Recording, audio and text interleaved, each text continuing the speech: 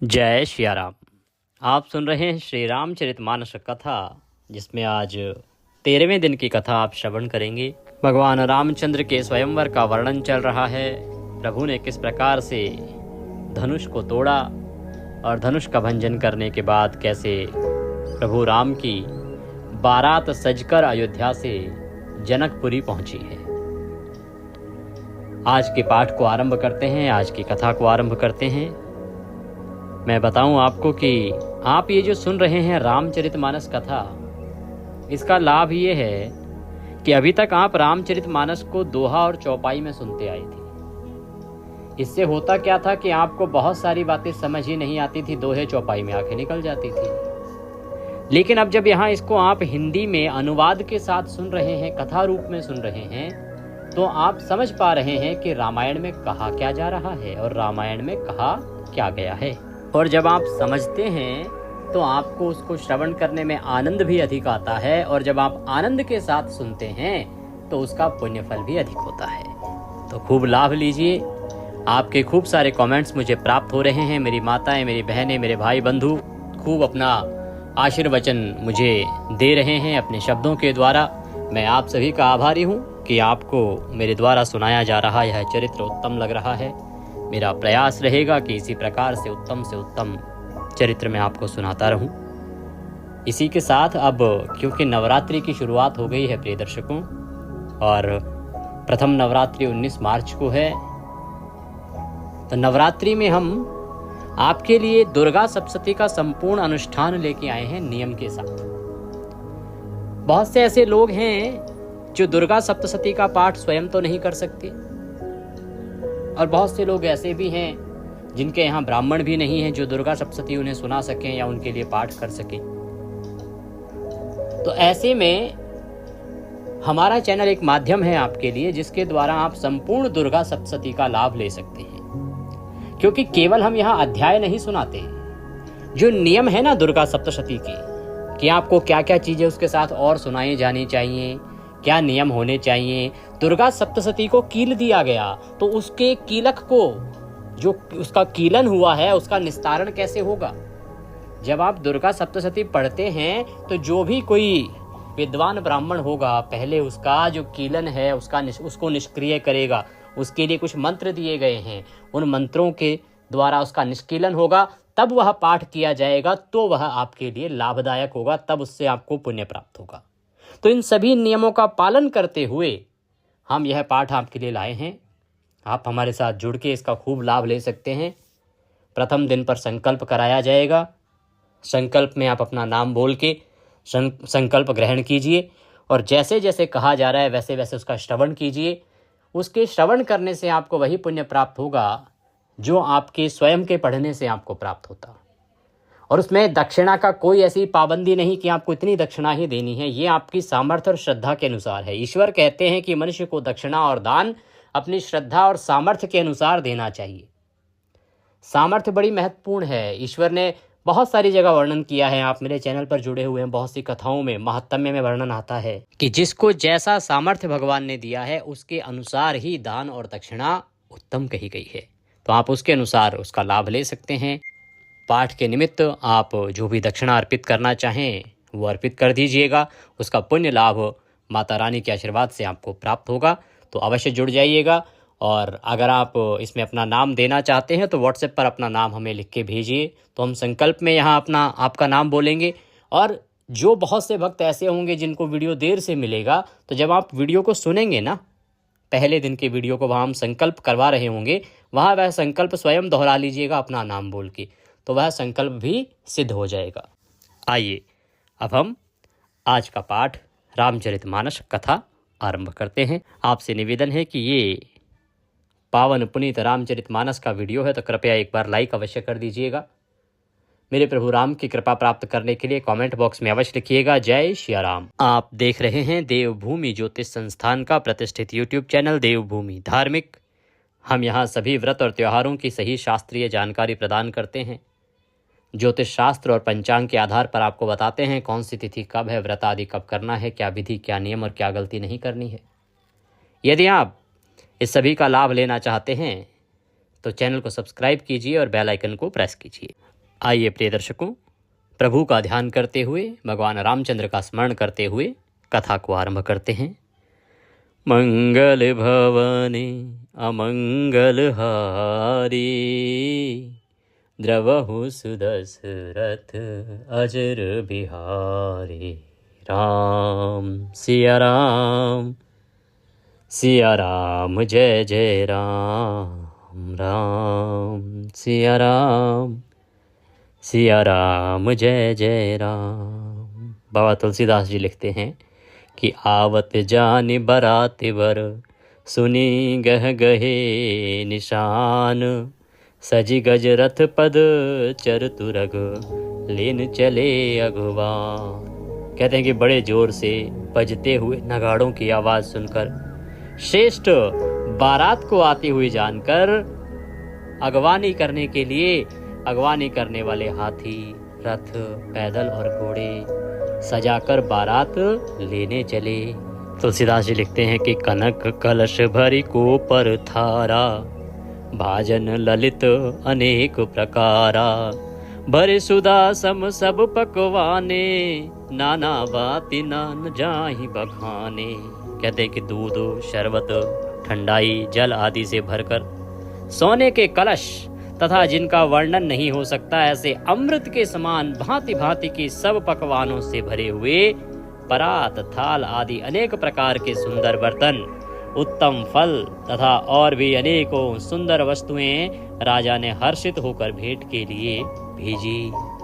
गहने, कपड़े, नाना प्रकार के मूल्यवान मणियां, रत्न, पक्षी, पशु, घोड़े, हाथी और बहुत सारे सवारियां तथा बहुत प्रकार के सुगंधित एवं सुहावने मंगल द्रव्य और शगुन के पदार्थ राजा ने वहां पर उनके स्वागत के लिए भेजे।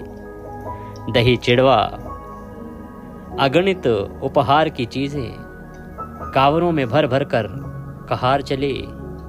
अगवानी करने वालों को जब बारात दिखाई दी तब उनके हृदय में आनंद छा गया और शरीर रोमांच से भर गया। अगवानों को सज धज के साथ देखकर बारातियों ने प्रसन्न होकर नगाड़े बजाए। तुलसीदास जी लिखते हैं कि हर्षी परस पर मिलन हित, कछुक चले बगुमेल। जनु आनंद समुद्र दुई, मिलत बिहाई सुबेल। सियापति राम जय जय राम। बाराती तथा अगवानों में से कुछ लोग परस्पर मिलने के लिए हर्ष के मारे बाग छोड़कर सरपट तोड़ चले और ऐसे मिले मानो आनंद के दो समुद्र मर्यादा छोड़कर मिलते हों। देव सुंदरियां फूल बरसाकर गीत गा रही हैं और देवता आनंदित होकर नगाड़े बजा रहे हैं। उन लोगों ने सब चीजें दशरथ जी के आगे रख दी और अत्यंत प्रेम से विनती की। राजा दशरथ जी ने प्रेम सहित सब वस्तुएं ले ली। फिर उनकी बख्शीशें होने लगी और वे याचकों को दे दी गई। तदंतर पूजा, आदर, सत्कार और बढ़ाई करके अगवान लोग उनको जन सेवा की ओर लिवाले चले। विलक्षण स्त्रियों के पावड़े पड़ रहे हैं जिन्हें देखकर कुबेर भी अपने धन का अभिमान छोड़ देते हैं। बड़ा सुंदर जनवासा दिया गया जहां सबको सब प्रकार का शुभिता था। सीता जी ने बारात जनकपुर में आई जानकर अपनी कुछ महिमा प्रकट करके दिखलाई। हृदय में स्मरण कर सब सिद्धियों को बुलाया और उन्हें राजा दशरथ जी की मेहमानी करने के लिए भेजा। सीधी सब सिए आयशु अकनी, गई जहां जनवास। लिए संपदा सकल सुख, सुरपुर भोग विलास। सीता जी की आज्ञा सुनकर सब सिद्धियां जहां जनवासा था वहां सारी संपदा, सुख और इंद्रपुरी के भोग विलास को लिए हुए गई। बारातियों ने अपने अपने ठहरने के स्थान देखे तो वहां देवताओं के सब सुखों को सब प्रकार से सुलभ पाया। इस ऐश्वर्य का कुछ भी भेद कोई न जान सका। सब जनक की बढ़ाई कर रहे हैं। रघुनाथ जी यह सब सीता जी की महिमा जानकर और उनका प्रेम पहचान कर हृदय में हर्षित हुए। पिता दशरथ जी के आने का समाचार सुनकर दोनों भाइयों के हृदय में महान आनंद समाता न था। संकोचवश वे गुरु विश्वामित्र जी से कह नहीं सकते थे, परंतु मन में पिताजी के दर्शनों की लालसा थी। विश्वामित्र जी ने उनकी बड़ी नम्रता देखी तो उनके हृदय में बहुत संतोष उत्पन्न हुआ। अब जैसे ही बारात पहुंच गई, समाचार भगवान राम को मिला, तो सोचने लगे कि काश मेरे पिता के दर्शन करने का अवसर मिल जाए। अब गुरु को कैसे कहें, क्योंकि गुरु की सेवा में है, संकोच में है। अब जब तक गुरु कहेंगे नहीं तब तक जा नहीं सकते। और जब गुरु ने देखा कि देखो कितना आज्ञाकारी है, तो गुरु के मन को अत्यंत संतोष हुआ। प्रसन्न होकर उन्होंने दोनों भाइयों को हृदय से लगा लिया। उनका शरीर पुलकित हो गया और नेत्रों में जल भर आया। वे उस जनवासे को चले जहाँ दशरथ जी थे, मानो सरोवर प्यासे की ओर लक्ष्य करके चला हो। भूप बिलो के जब ही मुनि आवत दूतन समेत, उठे हरसी सुख सिंधु में हूँ चले था हसी लेत। जब राजा दशरथ जी ने पुत्रों सहित मुनि को आते देखा, तब वे हर्षित होकर उठे और सुख के समुद्र में था हसी लेते हुए चले। पृथ्वीपति दशरथ जी ने मुनि की चरण धूलि को बारंबार सिर पर रखकर उनको दंडवत प्रणाम किया। विश्वामित्र जी ने राजा को उठाकर हृदय से लगा लिया और आशीर्वाद देकर कुशल पूछी।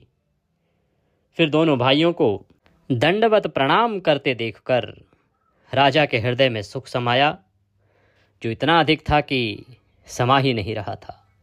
पुत्रों को हृदय से लगाकर उन्होंने अपने दुस्सह दुख को मिटाया, मानो मृतक शरीर को प्राण मिल गए हों। ये अवस्था थी राजा दशरथ की जब भगवान राम से मिले। जैसे एक मृत शरीर को प्राण मिल जाते हैं, उस प्रकार से राम से मिलके वो आनंदित हो उठे। अतिशय प्रेम था राम में उनका, और अतिशय प्रेम का कारण ये भी तो था कि उनको पिछले जन्मों में जो वरदान मिला था और जो श्राप मिला था। फिर उन्होंने वशिष्ठ जी के चरणों में सिर नवाया। मुनि श्रेष्ठ ने प्रेम के आनंद में उन्हें हृदय से लगा लिया। दोनों भाइयों ने सब ब्राह्मणों की वंदना की और मन भाए आशीर्वाद पाए। भरत जी ने छोटे भाई शत्रुघ्न सहित रामचंद्र जी को प्रणाम किया। रामचंद्र जी ने उन्हें उठाकर हृदय से लगा लिया। लक्ष्मण जी दोनों भाइयों को देखकर हर्षित हुए और प्रेम से परिपूर्ण हुए शरीर से उनसे मिले। तदंतर परम कृपालु और विनयी श्री रामचंद्र जी अयोध्या वासियों, कुटुंबियों, जाति के लोगों, याचकों, मंत्रियों और मित्रों सहित सभी से यथा योग्य मिले। श्री रामचंद्र जी को देखकर बारात शीतल हुई। प्रीति की रीति का बखान नहीं हो सकता। राजा के पास चारों पुत्र ऐसी शोभा पा रहे हैं मानो धर्म, अर्थ, काम और मोक्ष ये चारों शरीर धारण किए हुए वहां खड़े हो। पुत्रों सहित दशरथ जी को देखकर नगर के स्त्री पुरुष बहुत ही प्रसन्न हो गए। देवता फूलों की वर्षा करके नगाड़े बजा रहे हैं और अप्सराएं गान कर रही हैं और गा गा कर नाच रही हैं। अगवानी में आए हुए शतानंद जी, अन्य ब्राह्मण, मंत्रीगण, मागध, सूत, विद्वान और भाटों ने बारात सहित राजा दशरथ जी का आदर सत्कार किया। फिर आज्ञा लेकर वे वापस लौटे। बारात लग्न के दिन से पहले आ गई। इससे जनकपुर में अधिक आनंद छा गया। सब लोग ब्रह्मा आनंद प्राप्त कर रहे हैं और विधाता से मना कर कहते हैं कि दिन रात बढ़ जाएं और बड़े हो जाएं। राम सी शोभा अवधि, सुकृत अवधि दो राज, जह तह पुरजन कहीं अस, मिली नर नारी समाज। रामचंद्र जी और सीता जी सुंदरता की सीमा है और दोनों राजा पुण्य की सीमा है। जहां तहां जनकपुरवासी स्त्री पुरुषों के समूह इकट्ठे होकर यही बात कह रहे हैं कि भाई सुंदर हैं तो रामचंद्र जी और माता सीता, और जो राजा हैं वो दोनों के दोनों ही बड़े पुण्यात्मा हैं। इसी की चर्चा हर ओर है। जनक जी के सुकृत की मूर्ति जानकी जी हैं। सुकृत का अभिप्राय होता है पुण्य, तो जनक जी के पुण्य की मूर्ति जानकी जी हैं और दशरथ जी के सुकृत देह धारण किए हुए श्री राम जी हैं। इन दोनों राजाओं के समान किसी ने शिव जी की आराधना नहीं की और ना इनके समान किसी ने फल ही पाए। इनके समान जगत में ना कोई हुआ, ना कहीं है, ना होने का ही है। हम सब भी संपूर्ण मनुष्यों की या कहें कि संपूर्ण पुण्यों की राशि हैं जो जगत में जन्म लेकर जनकपुर के निवासी हुए।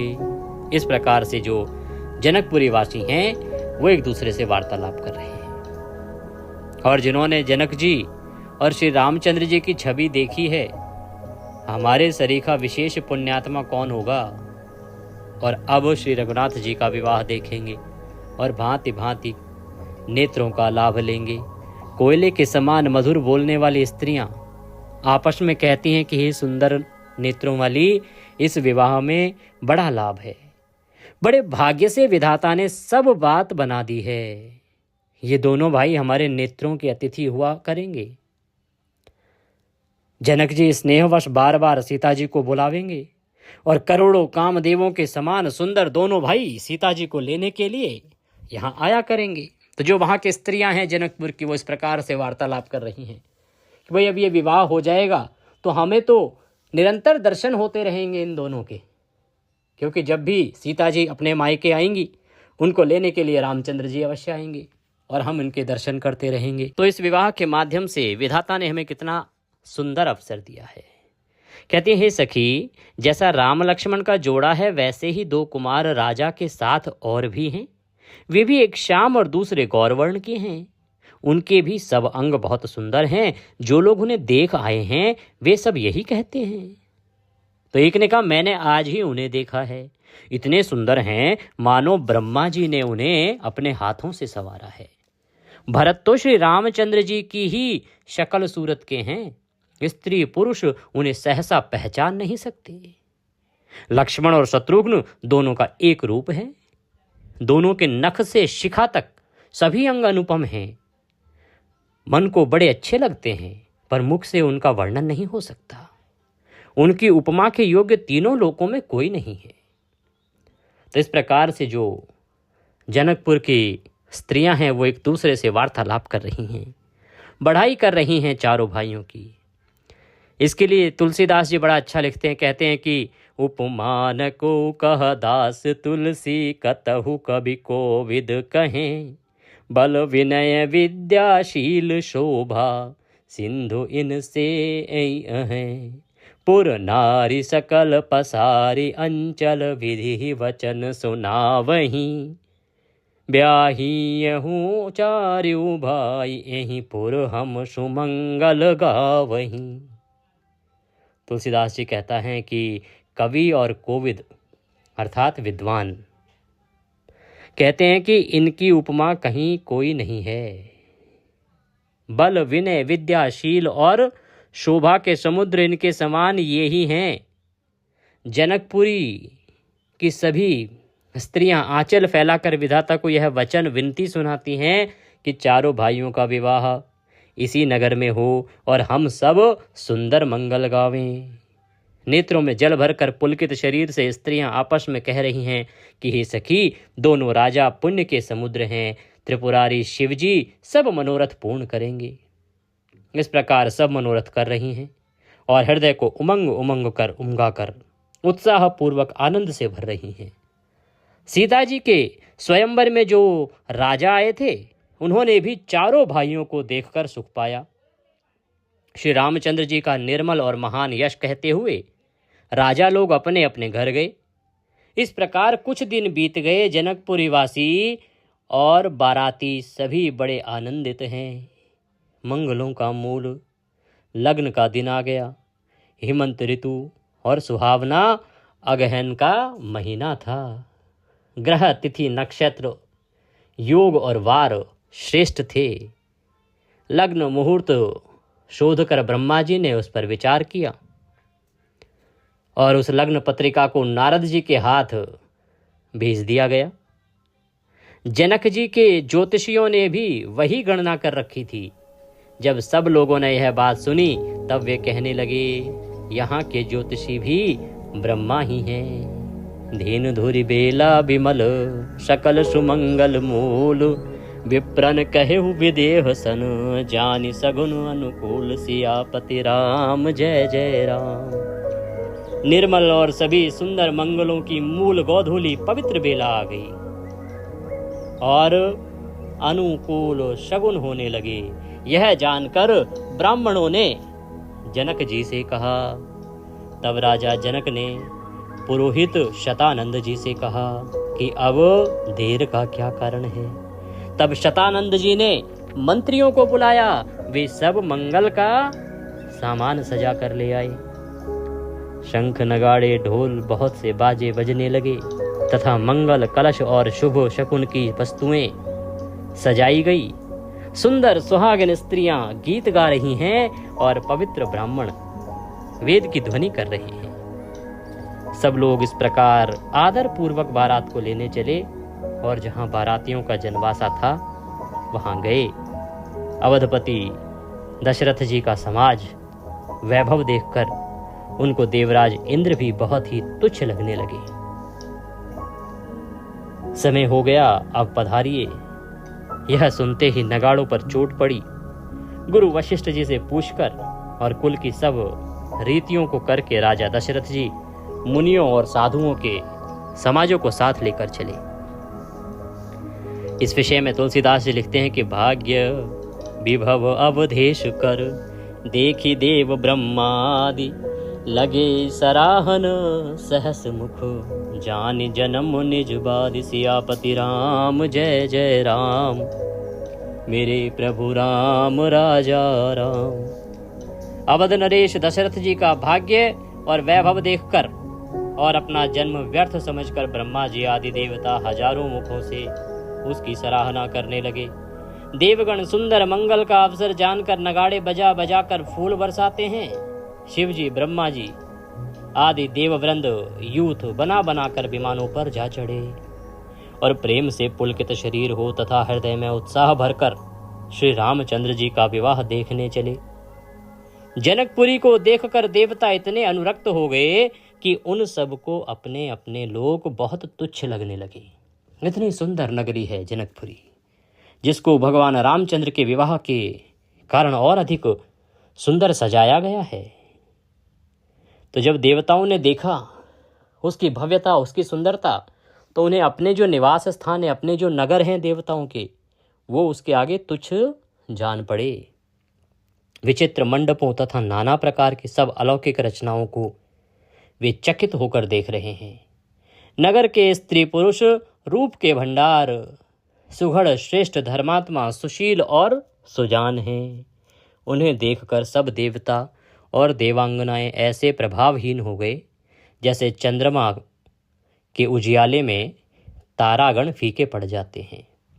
ब्रह्मा जी को विशेष आश्चर्य हुआ, क्योंकि वहां उन्होंने अपनी कोई करनी तो कहीं देखी ही नहीं।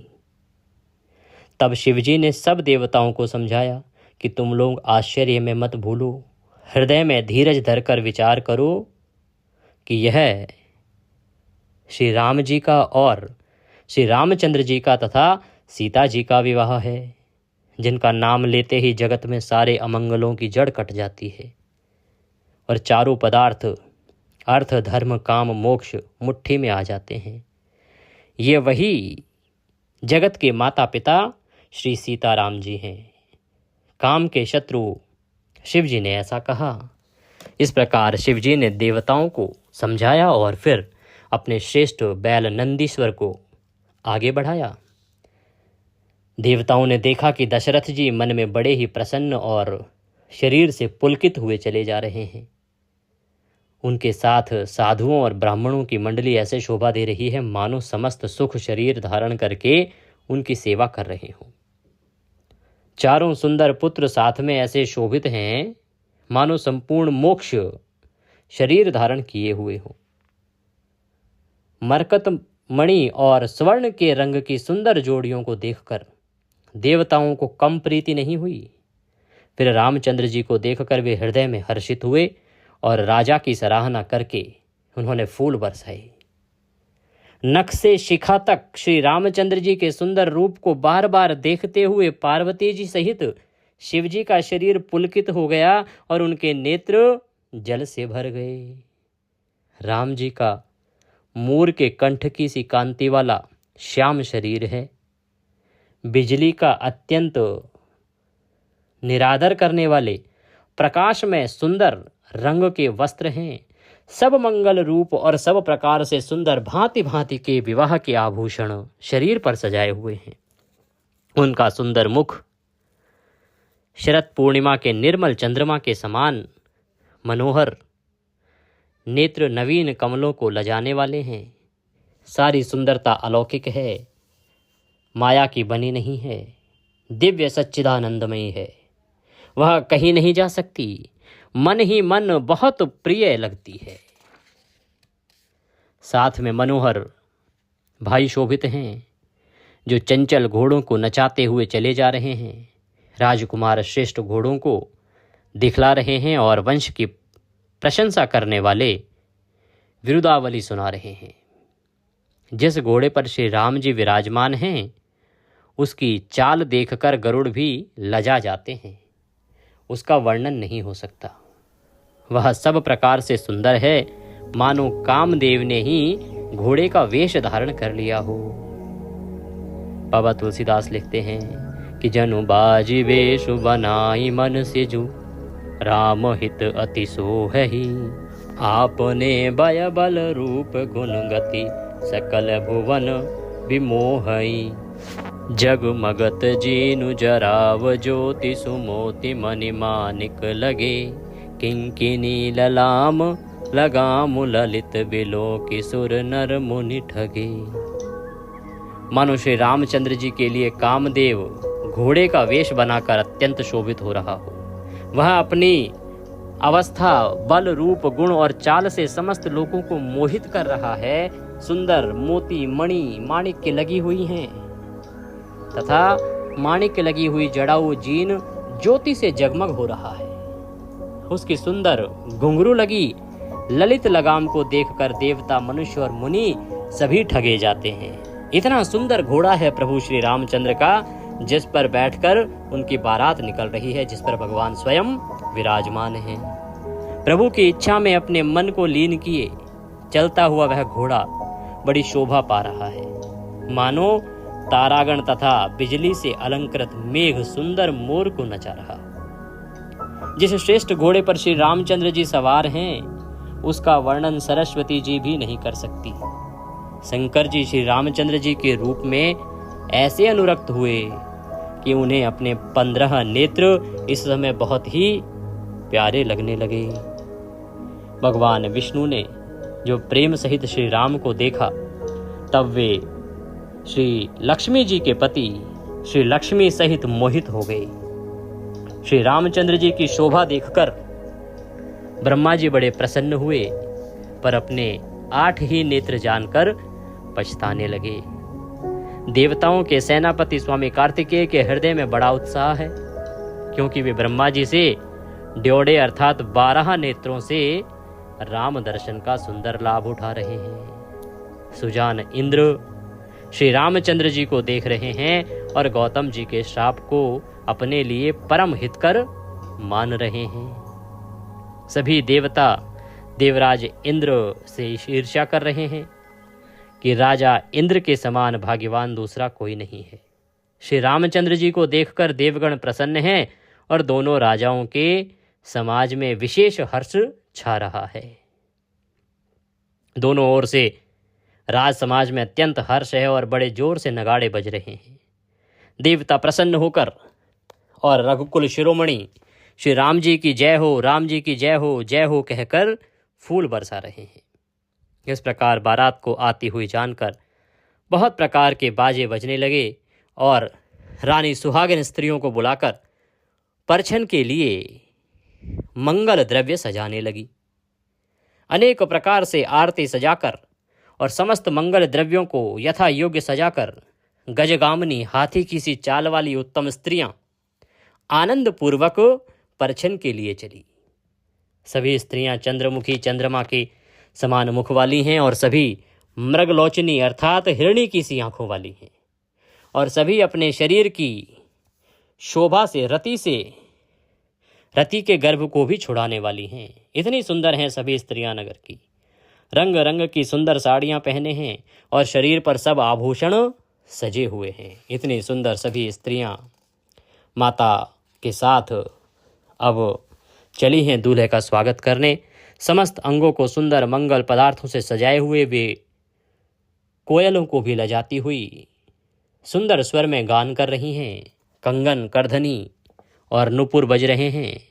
स्त्रियों की चाल देखकर कामदेव के हाथी भी लजा जाते हैं। अनेक प्रकार के बाजे बज रहे हैं। आकाश और नगर दोनों स्थानों में सुंदर मंगलाचार हो रहे हैं।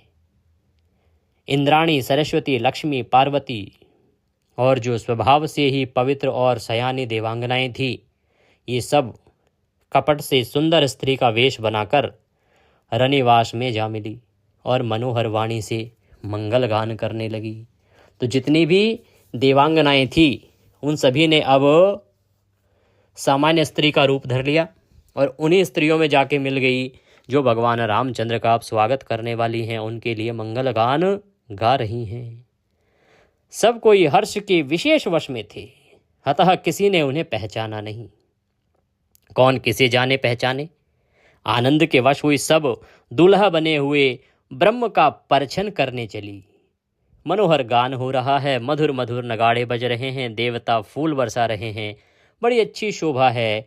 आनंद कंद दूल्हा को देखकर सब स्त्रियां हृदय में हर्षित हुई। उनके कमल सरीखे नेत्रों में प्रेमाश्रुओं का जल उमड़ाया और सुंदर अंगों में पुलकावली छा गई।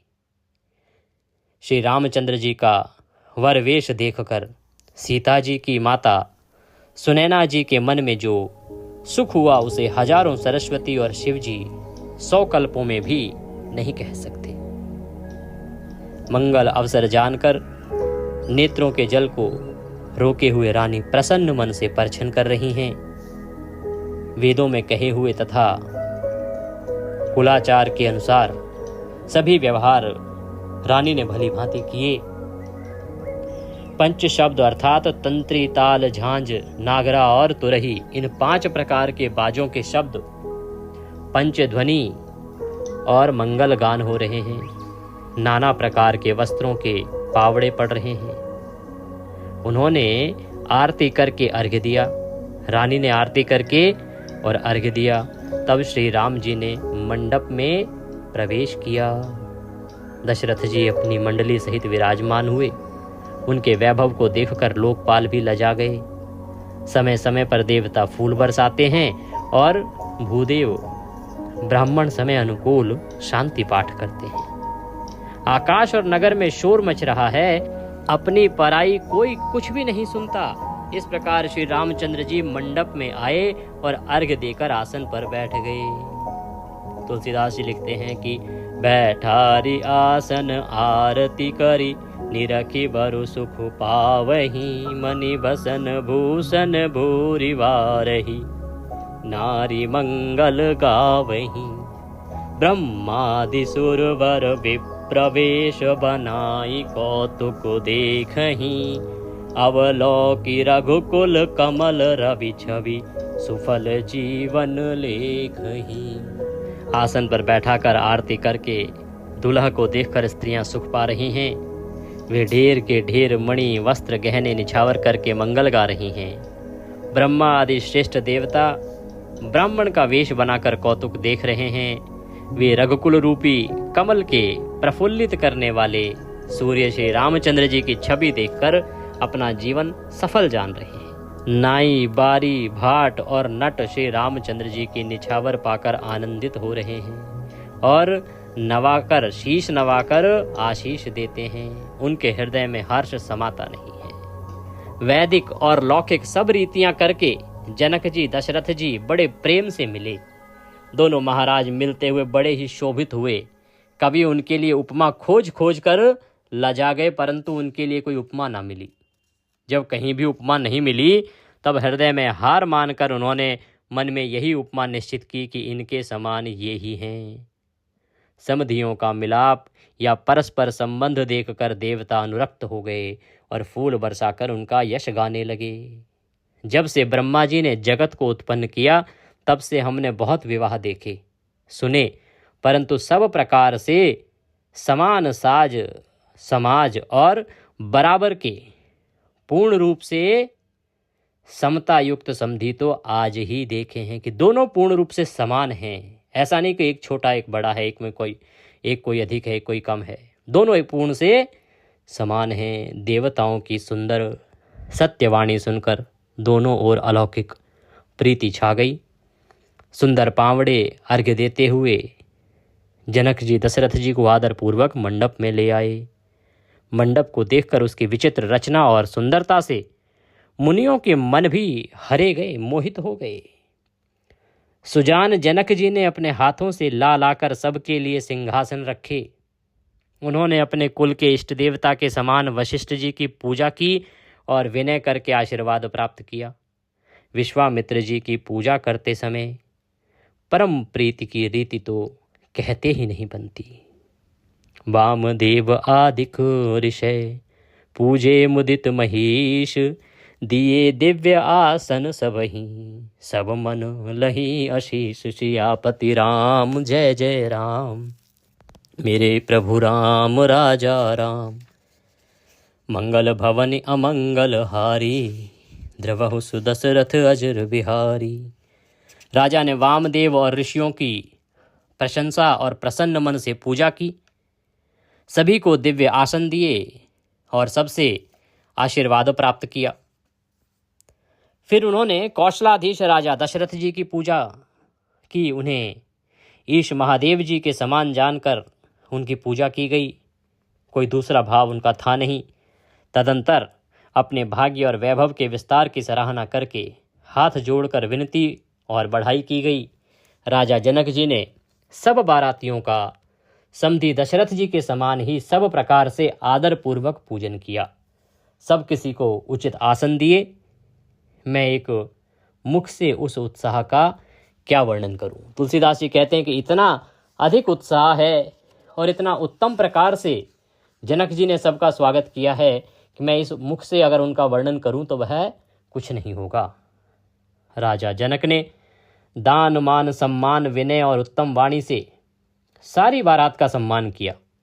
ब्रह्मा विष्णु शिव दिक्पाल और सूर्य जो श्री रघुनाथ जी का प्रभाव जानते हैं, वे कपट से ब्राह्मणों का सुंदर वेश बनाए हुए बहुत ही सुख पाते हुए सब लीला देख रहे थे।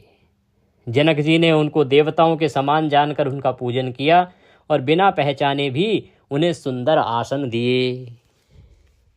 इसके लिए तुलसीदास जी बड़ा सुंदर लिखते हैं कि पहचान को के ही जान सब ही आपन सुधि भोरी भई, आनंद कंदु बिलो की दूलहु उभय दिशि आनंदमयी। सुर लखे राम सुजान पूजे मानसिक आसन दये, अवलौकिशील सुभाव प्रभु को विबुध मन प्रमुदित भये। कौन किसको जाने पहचाने, सबको अपनी ही सुध भूली हुई है। आनंद कंद दुल्हा को देखकर दोनों ओर आनंदमय स्थिति हो रही है। सुजान श्री रामचंद्र जी ने देवताओं को पहचान लिया और उनकी मानसिक पूजा करके उन्हें मानसिक आसन दिए। प्रभु का शील स्वभाव देखकर देवगण मन में बहुत आनंदित हुए। रामचंद्र जी के मुख रूपी चंद्रमा की छवि सभी के सुंदर नेत्र रूपी चकोर आदर पूर्वक पान कर रहे हैं। प्रेम और आनंद कम नहीं है, अर्थात हर ओर बहुत प्रेम आनंद है। समय देखकर वशिष्ठ जी ने शतानंद जी को आदर पूर्वक बुलवाया। वे सुनकर आदर के साथ आए। वशिष्ठ जी ने कहा, अब जाकर राजकुमारी को शीघ्र ले आइए। मुनि की आज्ञा पाकर वे प्रसन्न होकर चले। बुद्धिमती रानी पुरोहित की वाणी सुनकर सखियों समेत बड़ी प्रसन्न हुई और ब्राह्मणों की स्त्रियों और कुल की बूढ़ी स्त्रियों को बुलाकर उन्होंने कुल रीति करके सुंदर मंगल गीत गाए। श्रेष्ठ देवांगनाएं जो सुंदर मनुष्य स्त्रियों के वेश में हैं, सभी स्वभाव से ही सुंदर और श्यामा हैं, उनको देखकर रनिवास की स्त्रियां सुख पाती हैं और बिना पहचान के ही वे सबको प्राणों से भी प्यारी हो रही हैं। उन्हें पार्वती, लक्ष्मी, सरस्वती के समान जानकर रानी बार बार उनका सम्मान करती हैं। सीता जी का श्रृंगार करके मंडली बनाकर प्रसन्न होकर उन्हें मंडप में लिवा ले चली। चली लाई सीत ही सखी सादर, सजी सुमंगल भामिनी। नव सप्त साजे सुंदरी, सब मत कुंजर गामिनी। कल गान सुनि मुनि ध्यान त्यागहि, काम कोकिल लाजहि। मंजीर नुपुर कलित कंकन, ताल गति बरबाजहि। सुंदर मंगल का साज सजाकर स्त्रियों और सखियां आदर सहित सीता जी को लिवा ले चली। सभी सुंदरियां 16 श्रृंगार किए हुए मत वाले हाथियों की चाल से चलने वाली हैं। उनके मनोहर गान को सुनकर मुनि ध्यान छोड़ देते हैं और कामदेव की कोयलें भी लजा जाती हैं। पायजेब, पैंजनी और सुंदर कंगन ताल की गति पर बड़े सुंदर बज रहे हैं। सहज ही सुंदर सीता जी स्त्रियों के समूह में इस प्रकार शोभा पा रही हैं, मानो छवि रूपी ललनाओं के समूह के बीच साक्षात परम मनोहर शोभा रूपी स्त्री शोभित हो। सीता जी की सुंदरता का वर्णन नहीं हो सकता, क्योंकि बुद्धि बहुत छोटी है और मनोहरता बहुत बड़ी है। रूप की राशि और सब प्रकार से पवित्र सीता जी को बरातियों ने आते हुए देखा। सभी ने उन्हें मन ही मन प्रणाम किया। श्री रामचंद्र जी को देखकर तो सभी पूर्ण काम कृतकृत्य हो गए। राजा दशरथ जी पुत्रों सहित हर्षित हुए। उनके हृदय में जितना आनंद था वह कहा नहीं जा सकता। देवता प्रणाम करके फूल बरसा रहे हैं। मंगलों की मूल मुनियों के आशीर्वाद की ध्वनि हो रही है। गानों नगाड़ों शब्द से बड़ा शोर मच रहा है। सभी नर नारी प्रेम और आनंद में मग्न हैं। इस प्रकार सीता जी मंडप में आई। मुनिराज बहुत ही आनंदित होकर शांति पाठ पढ़ रहे हैं। उस अवसर की अब सब रीति व्यवहार और कुलाचार दोनों कुल गुरुओं ने किया। कुलाचार करके गुरुजी प्रसन्न होकर गौरी जी, गणेश जी और ब्राह्मणों की पूजा कर रहे हैं। देवता प्रकट होकर पूजा ग्रहण करते हैं, आशीर्वाद देते हैं और अत्यंत सुख पा रहे हैं। मधुपर्क आदि जिस किसी भी मांगलिक पदार्थ की मुनि जिस समय भी मन में चाह मात्र करते हैं, सेवक गण उसी समय सोने की परातों में और कलशों में भरकर उन पदार्थों को लिए तैयार रहते हैं। स्वयं सूर्यदेव प्रेम सहित अपने कुल की सब रीतियां बता रहे हैं और वे सब आदर पूर्वक की जा रही हैं। इस प्रकार देवताओं की पूजा करा के मुनियों ने सीता जी को सुंदर सिंहासन दिया। श्री सीता जी और श्री राम जी का आपस में एक दूसरे को देखना तथा उनका परस्पर प्रेम किसी को लख नहीं पड़ रहा है। जो बात श्रेष्ठ मन, बुद्धि और वाणी से भी परे है, उसे कवि क्यों प्रकट कर रहे हैं। हवन के समय अग्निदेव शरीर धारण करके बड़े ही सुख से आहुति ग्रहण करते हैं और सारे वेद ब्राह्मण का वेश धरकर विवाह की विधियां बता देते हैं। जनक जी जगत विख्यात पटरानी और सीता जी की माता का बखान तो हो ही कैसे सकता है। सुयश, सुकृत, पुण्य, सुख और सुंदरता सबको बटोर कर विधाता ने उन्हें सवार कर तैयार किया है। समय जानकर श्रेष्ठ मुनियों ने उनको बुलवाया। यह सुनते ही सुहागन स्त्रियां उन्हें आदरपूर्वक ले आई। सुनैना जी जो जनक जी की पटरानी हैं, जनक जी की बाईं ओर ऐसे सोह रही हैं मानो हिमाचल के साथ मैना जी शोभित हों। पवित्र, सुगंधित और मंगल जल से भरे सोने के कलश और मणियों की सुंदर परातें राजा और रानी ने आनंदित होकर अपने हाथों से लाकर श्री रामचंद्र जी के आगे रखी। मुनि मंगल वाणी से वेद पढ़ रहे हैं। सुअवसर जानकर आकाश से फूलों की झड़ी लग गई और दुल्हा को देखकर राजा रानी प्रेम मग्न हो गए और उनके पवित्र चरणों को पखारने लगे।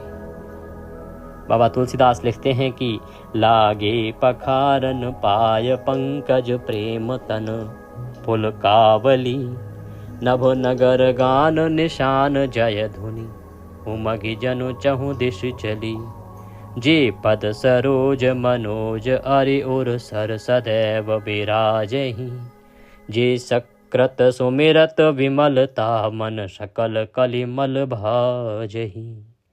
श्री राम जी के चरण कमलों को पखारने लगे।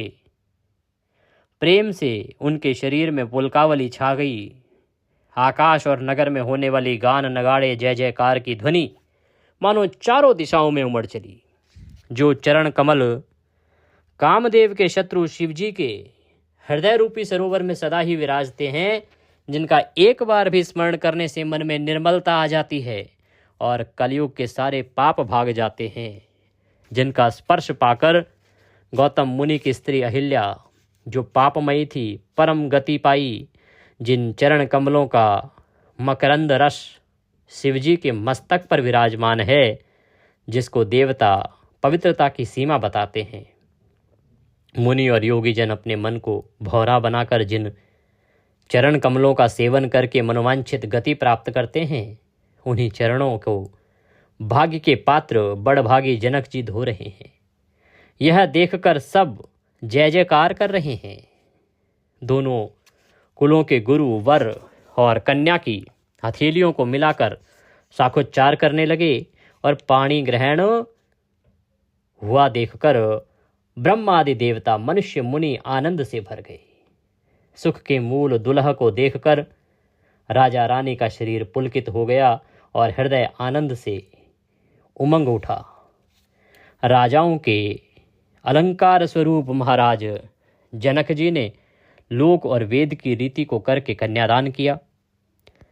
जैसे हिमवान ने शिवजी को पार्वती और सागर ने भगवान विष्णु को लक्ष्मी जी दी, वैसे ही जनक जी ने श्री रामचंद्र जी को सीता जी समर्पित की, जिससे विश्व में सुंदर नवीन कीर्ति छा गई।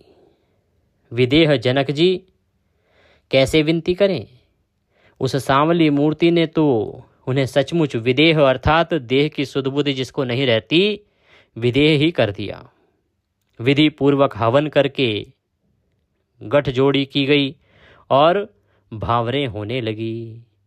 जय धुनि बंदी वेद धुनि मंगल गान निशान, सुनि हरसहि बरसहि विबुध, सुर तनु सुमन सुजान सियापति राम, जय जय राम मेरे प्रभु राम राजा राम। मंगल भवन अमंगल हारी, द्रवहु सुदशरथ अजर विहारी। जय ध्वनि बंधी ध्वनि वेद ध्वनि मंगल गान नगाड़ों की ध्वनि सुनकर चतुर देवगण हर्षित हो गए और कल्प वृक्ष के फूलों को बरसा रहे हैं। वर और कन्या सुंदर भांवरे दे रहे हैं। सब लोग आनंद पूर्वक नेत्रों का परम लाभ ले रहे हैं। मनोहर जोड़ी का वर्णन नहीं हो सकता। जो कुछ उपमा कहूँ वह थोड़ी ही होगी। बाबा तुलसीदास कहते हैं कि इसकी तो उपमा भी नहीं दी जा सकती। श्री रामचंद्र जी और श्री सीता जी की सुंदर परछाई मणियों के खंभों में जगमगा रही है। मानो कामदेव और रति बहुत से रूप धारण करके श्री राम जी के अनुपम विवाह को देख रहे हैं। उन्हें दर्शन की लालसा और संकोच दोनों ही कम नहीं है, इसीलिए वे मानो बार बार प्रकट होते और छिपते हैं। सब देखने वाले आनंद मग्न हो गए और जनक जी की भांति सभी अपनी सुध भूल गए। मुनियों ने आनंद पूर्वक भावरे फिराई और नेग सहित सब रीतियों को पूरा किया। श्री रामचंद्र जी सीता जी के सिर में सिंदूर दे रहे हैं। यह शोभा किसी प्रकार भी कहीं नहीं जा सकती। मानो कमल को लाल पराग से अच्छी तरह भरकर अमृत के लोभ से सांप चंद्रमा को भूषित कर रहा है। श्री राम की श्याम भुजाओं को सांप की और सीता जी के मुख को चंद्रमा की उपमा दी गई है। फिर वशिष्ठ जी ने आज्ञा दी, तब दुल्हा और दुल्हन एक आसन पर बैठे। बैठे बरासन राम जनकी मुदित मन दशरथ भये। तनु पुलक पुनि पुनि देखी अपने सुकृत सुरतरु फल नये। भरि भुवन रह उछाहु राम विबाहु भासव ही कहा। केहि भांति बरनी सिराति रसना एक यहु मंगलु महा। श्री राम जी और जनक जी श्रेष्ठ आसन पर बैठे। उन्हें देखकर दशरथ जी मन में बहुत आनंदित हुए। अपने सुकृत रूपी कल्प वृक्ष में नए फल देखकर उनका शरीर बार बार पुलकित हो रहा है। 14 भुवनों में उत्साह भर गया। सबने कहा कि श्री रामचंद्र जी का विवाह हो गया। जीव एक है और यह मंगल महान है, फिर भला वह वर्णन करके किस प्रकार समाप्त किया जा सकता है। तब वशिष्ठ जी की आज्ञा पाकर जनक जी ने विवाह का सामान सजाकर मांडवी जी, शुतकीर्ति जी और उर्मिला जी, इन तीनों राजकुमारियों को बुला लिया। कुशध्वज की बड़ी कन्या मांडवी जी को, जो गुणशील, सुख और शोभा की रूप ही थी, राजा जनक ने प्रेम पूर्वक सब रीतियां करके भरत जी को ब्याह दिया। और जानकी जी की छोटी बहन उर्मिला जी को सब सुंदरियों में शिरोमणि जानकर उस कन्या को सब प्रकार से सम्मान करके लक्ष्मण जी को ब्याह दिया। और जिनका नाम शुतकीर्ति है और जो सुंदर नेत्रों वाली, सुंदर मुख वाली, सब गुणों की खान और रूप तथा शील में उजागर हैं, उनको राजा ने शत्रुघ्न को ब्याह दिया। दूल्हा और दुल्हे ने परस्पर अपने अपने अनुरूप जोड़ी को देखकर सकुचते हुए हृदय में हर्षित हो रहे हैं। सब लोग प्रसन्न होकर उनकी सुंदरता की सराहना करते हैं और देवगण फूल बरसा रहे हैं। सब सुंदरी दुल्हनें सुंदर दुल्हों के साथ एक ही मंडप में ऐसी शोभा पा रही हैं मानो जीव के हृदय में चारों अवस्थाएं, कौन कौन सी? जागृत, स्वप्न, सुषुप्ति और तुरीय, अपने चारों स्वामियों विश्व, तेजस, प्राज्ञ और ब्रह्म सहित विराजमान हों। सब पुत्रों को बहुओं सहित देखकर अवध नरेश दशरथ जी ऐसे आनंदित हैं मानो वे राजाओं के शिरोमणि, क्रियाओं सहित चारों फल पा गए हों। श्री रामचंद्र जी के विवाह की जैसी विधि वर्णन की गई है, उसी रीति से सब कुमार विवाहे गए। दहेज की अधिकता कुछ कहीं नहीं जाती। सारा मंडप सोने के मणियों से भर गया। बहुत से कंबल, वस्त्र, भांति भांति के विचित्र रेशमी कपड़े जो थोड़ी कीमत के न थे, अर्थात बहुत ही बहुमूल्य थे, तथा हाथी, रथ, घोड़े, दास, दासियां और गहनों से सजी हुई कामधेनु सरीखी गायें, अनेकों वस्तुएं जिनकी गिनती कैसे की जाए, उनका वर्णन नहीं किया जा सकता। जिन्होंने देखा है वही जानते हैं। उन्हें देखकर लोकपाल भी सिहा गए। अवधराज दशरथ जी ने सुख मानकर प्रसन्न चित्त से सब कुछ ग्रहण किया। उन्होंने वह दहेज का सामान याचकों को जो जिसे अच्छा लगा दे दिया। जो बच रहा वह जनवासे में चला गया। जब जनक जी हाथ जोड़कर सारी बारात का सम्मान करते हुए कोमल वाणी में बोले, सन्मानी सकल बारात आदर दान बनय, विनय बड़ाई कई, प्रमुदित महामुनि वृंद बंदे, पूजी प्रेम लड़ाई कई। सिरुनाई देव मनाई सब सन कहत, कर संपुट किए, सुर साधु चाहत भाव, सिंधु की तोष जल अंजलि दिए।